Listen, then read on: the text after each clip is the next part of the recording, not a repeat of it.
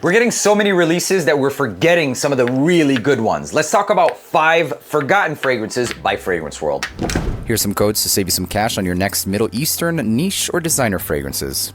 What's going on, guys? My name is Neeb. Welcome back to AROMATIX. Today we're going to be talking about 5 worth talking about forgotten fragrances by Fragrance World, and it's very understandable why there isn't much love or talk about these anymore. One of the main reasons that a lot of these sometimes get forgotten is because they're not as available right away, or because another release was like just back to back.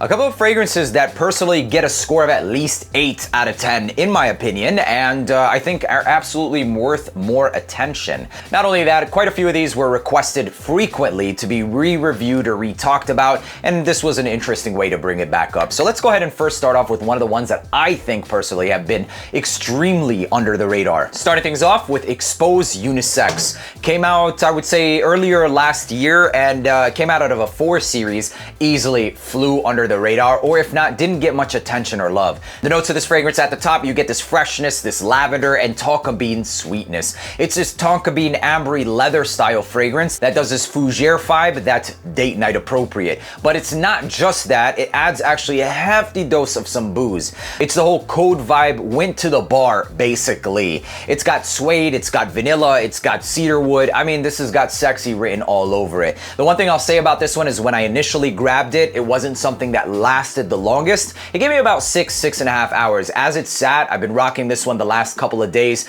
just for testing purposes, and it lasted me easily 8. I wouldn't say more than 9 hours. Presentation of this one is actually pretty unique. You get this plastic seeming like a shield or a lock around the atomizer, and it absolutely smells like something I would personally rock to dates. If you like boozy, if you like rich, vanillic, tonka bean style fragrances, you're going to like this one. I get like this dried fruits vibe to it as well. It's not definitive tonka bean. There are a couple of more fruity accords, maybe even dates, I'm not sure, but it actually smells really nice, you guys. Ambery, leathery, sexy, period, plain and simple. The performance of this one translates into one of the best date style fragrances. It's not going to be overbearing. It does project for the first hour to hour and a half, and for the price point, I think it's easily worth the grab. It's for usually around $45, and especially now since it's not really getting that much hype, this is the list to be in if you want to get some like gems that are cheaper than most of the other fragrances right now. So Expose Unisex, I'd personally give this one an 8.5 out of 10 easily. Moving on to the next one. This is one that I absolutely fell in love with when it initially came out, and I was talking about it for quite some time. Since then, it's kind of been overshadowed by a lot of other great releases. There's Apple Aromatic Divana along with vanilla, amber woods, and tonka bean.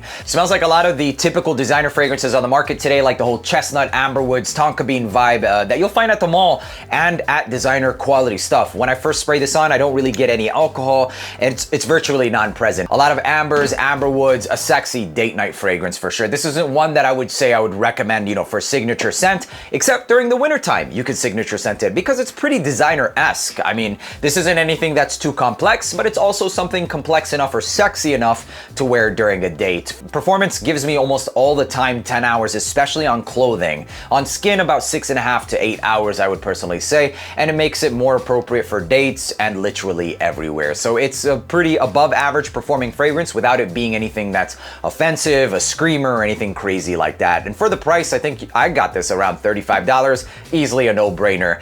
It's simple, but it's really good. So it's kind of like, do I want to rate it an 8.5 because it's simpler than something even like this, but it's that enjoyable that yes, I would give it like an 8.5 out of 10. Next one, King of Diamonds. Strange looking bottle, but you actually get a deck of cards with this bad boy. The notes of this one include rhubarb, coffee, cardamom, there's amber, and even mango. It's very unusual, but this is damn near niche. It's got contrasting accords of fruity, woody, a little bit spicy. Yeah, it's really good. If you like unusual, those generally speaking are the ones that are most responsible for compliments, then this is right there up your alley. If you like coffee fragrances, this is coffee and mango and ambergris. Projects, performs, lasts 10 plus hours easily. And I understand, like a lot of times when I look at something like this, I'd be like, ah, it's not gonna last, man. There's no way in hell. But no, guys, this actually lasts, and it lasts literally all day. Smells like niche quality stuff. There are a lot of those fresh coffee fragrances, but I find this one to go more towards the ambery, thicker side of things, making this one actually perform a little bit longer and more appropriate for fall, spring, maybe early spring,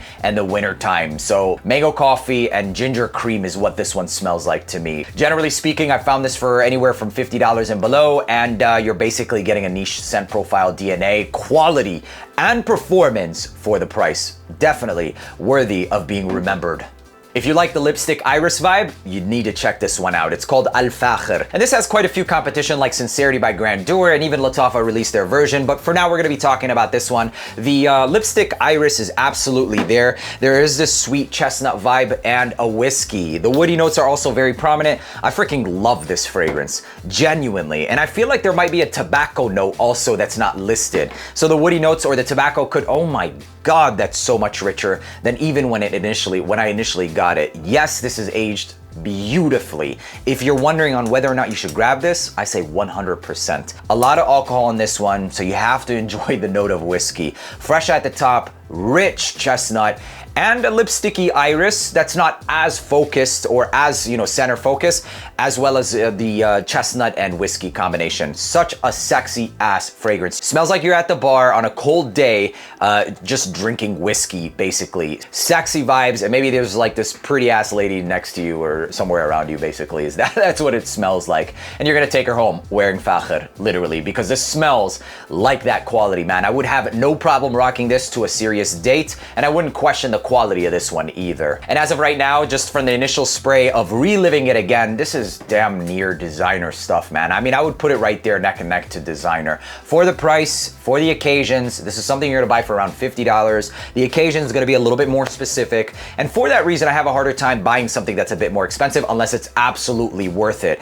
I will say that the iris or the lipsticky iris nature in this fragrance is slightly toned down in comparison to the chestnut and the whiskey, but it's still phenomenal. Absolutely worth the price. For around $45, $50, I'd buy it again. I give this one a 9 to a 9.5 out of 10. I kind of want to say, let's say 9.25 out of 10 for Fakhir.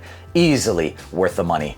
A lot of boozy fragrances in this video, and this is no different. This is called Posh Malt. It got a lot of hype when it came out, and it kind of just dwindled away, at least from what I've been seeing. Fruity notes, coffee, and malt, and it smells like a lot of malt. This is also unique in the sense that anything that got close or in the vein of this fragrance is discontinued. The only other fragrance that they have is Starman Nebula, and I will tell you, first off, is that this has absolutely gotten stronger. Easily gotten stronger, and it just seems like that peat and some of that vanilla, the peat smelling like soil, and the vanilla got richer, more ambery, making this one a much stronger fragrance than when I initially got it. Starman Nebula is still pretty close, and it still smells really good, but I would personally say that the Posh Malt shines a little bit more, and what you get is malt, man. You get this boozy, fruity, a little bit of coffee, and dude, you're basically gonna smell like you left the bar, just taking, you know, glass after glass of whiskey. If that's your vibe, I mean, that's what it smells like, man. Maybe with a little bit of this coffee and undertones of some woods and spice, absolutely having some of that fruity freshness with vanilla and peat. So it's more than just whiskey, but phenomenal. Phenomenal. This got so much better over time, and it was worth at the very least mentioning it in this list. In terms of the performance, it lasts now 8+ hours easily, and for the price point, it makes it 100% worth it. In terms of the occasion, it's a little bit more reserved. Maybe dates or like bad boy vibes where you want to smell like bad boy vibes, or if you're going to the bar, you're just gonna smell like you're pretty much showering in your whiskey, I suppose. All things considered, price point and everything else, it absolutely makes it worth it. These are 5, if not 6 fragrances that if we're forgotten by Fragrance World are absolutely still worth the pickup, and some even more worth the pickup now that they've sat. Hope you guys enjoyed watching this video. Make sure to leave a like, hit that subscribe button. Till the next one, peace.